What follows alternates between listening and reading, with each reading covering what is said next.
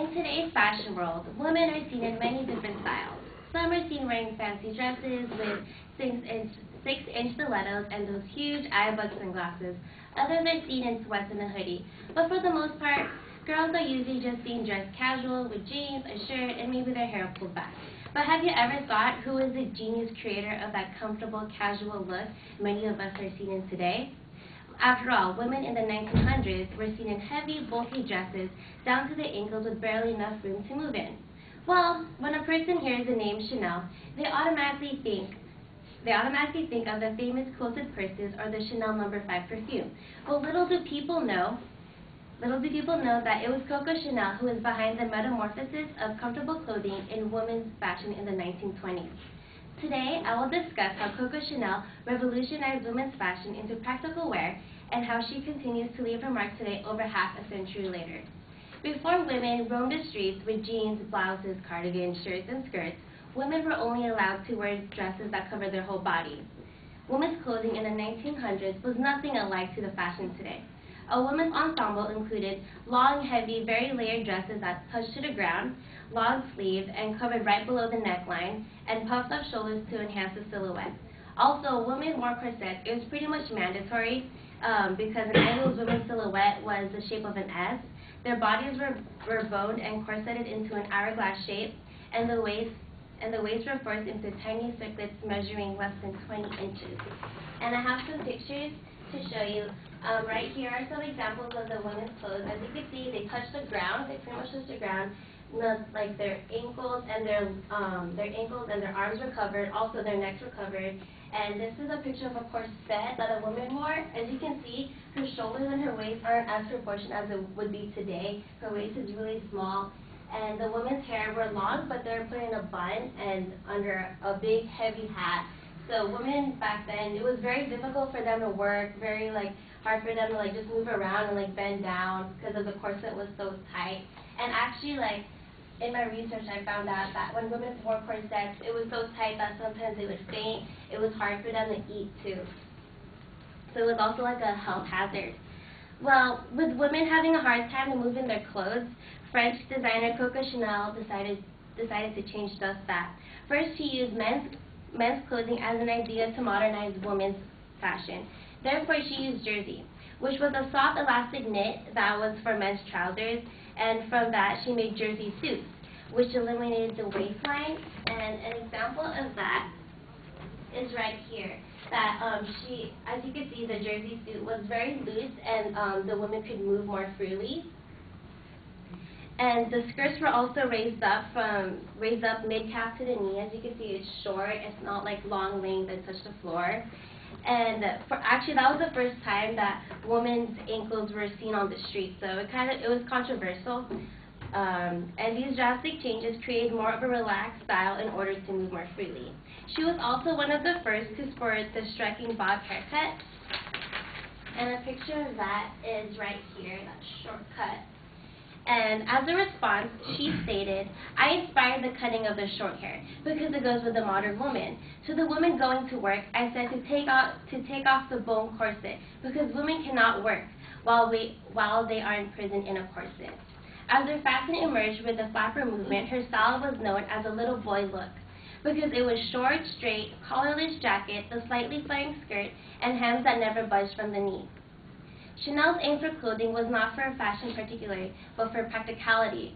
She once said, "Fashion has become a joke. The designers have forgotten that there are women inside these dresses. Most women dress for men and want to be admired, but they must also be able to move, to get into a car without bursting their seams. Clothes must have a natural shape." In 1925, she created her classic trademark, the cardigan suit, and the little black dress. Audrey Hepburn right here, she was one of the most famous ones to sport the little black dress. As you can see, it was very simple, little, easy to move in.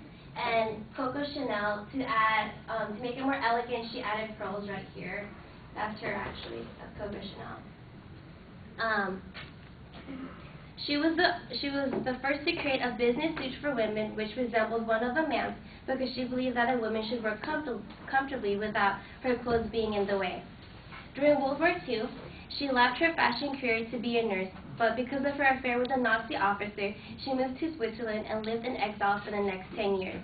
But in the 1950s, she ended her self-imposed exile by returning to Paris, when she took on Dior's overly feminine new look. She did that by expanding her modern classic look by adding pea jackets and bell-bottoms.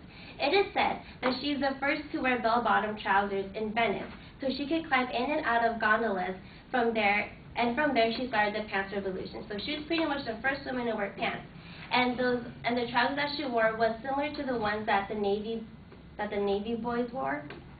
And for the next 20 years, she continued to take the fashion world by storm by defining her name with her famous Chanel No. 5 perfume, simplified hats, elegant pearls, shoes, and suits. But sadly, she passed away January 10, 1971. It was Coco Chanel's innovative, creative imagination that made women's fashion practical yet fashionable as it is today. Time magazine had said, her innovations were the basic to the wardrobes of generations of women. Jersey suits and dresses, the draped turban, pleated skirts, the jumper, turtleneck sweaters, the cardigan suit, the blazer, the little black dress, the sling pump, strapless dresses, the trench coat. It is because of Coco Chanel that women are able to move comfortably in their clothes. So ladies, next time you put on a pair of pants and a sweater, you should acknowledge Coco Chanel, because if it wasn't for her, you would possibly be struggling to breathe in a corset or tripping over long skirts.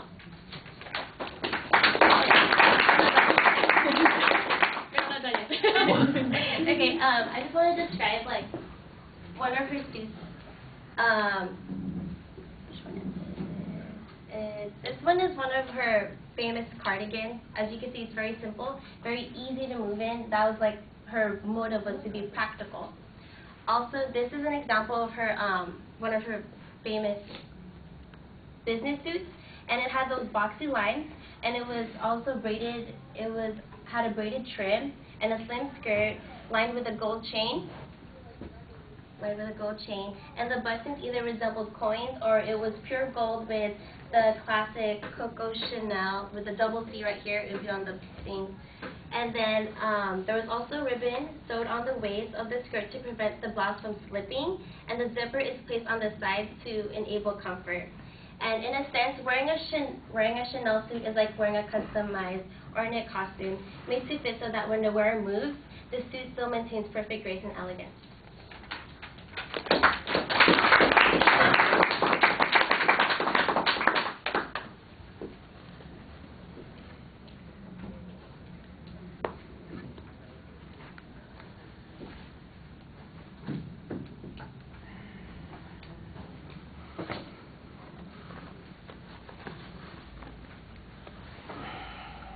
So, Erin, what did you think?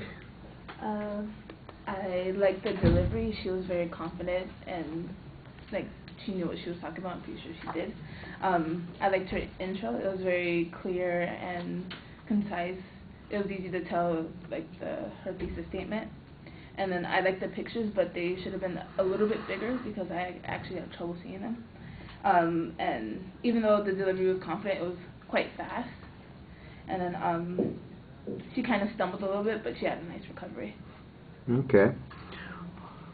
Let's see if I can get this in 1 minute and 15 seconds. The introduction is really solid, except for the preview. I think the preview is a little sketchy. The supporting material, the only stuff that is specifically cited are the quotes from Coco Chanel herself, which are fine. The rest of the information, I'm sure, comes from someplace, but it's not really being indicated here. Your explanations are really good. The examples that you have are fine. The visual materials, the examples that you're pointing out are good. The problem is that the images are a little... I know you're over there somewhere. There you go.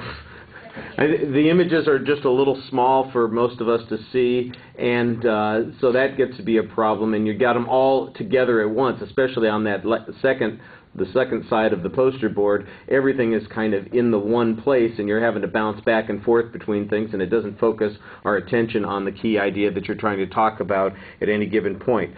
You clearly hit a point where it sounded like it was the end of the speech, and everything that came afterwards is an anticlimax. You needed to cover that material earlier, and I think part of the problem is that the organizational structure was not as internally clear as it should have been. All right.